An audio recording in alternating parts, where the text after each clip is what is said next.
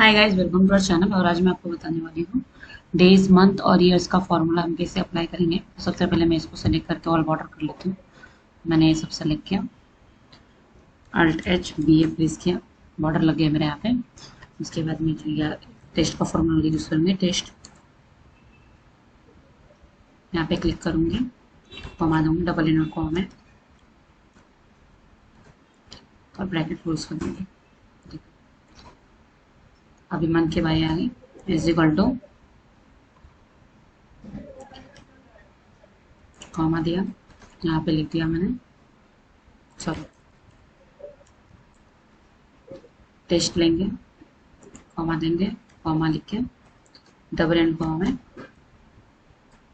Month ले लेंगे और ब्रैकेट क्लोज कर देंगे। देखिए मंथ आ गया। अब ईयर्स के बारे इज इक्वल टू टेस्ट लूंगी मैं,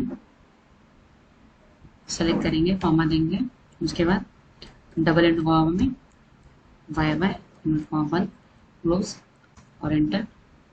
सब एक साथ प्रेस करके कंट्रोल डी कर देंगे। ये देखिए आपके सामने आ गए हैं। अगर उसको कंट्रोल थोड़ा बोल्ड करना है तो कंट्रोल बोल्ड कर दिया। तो आई होप ये वीडियो आप लोगों को बहुत पसंद आएगा। तो प्लीज़ मेरे चैनल को लाइक, सब्सक्राइब और कमेंट करना ना भूलें। Thank you.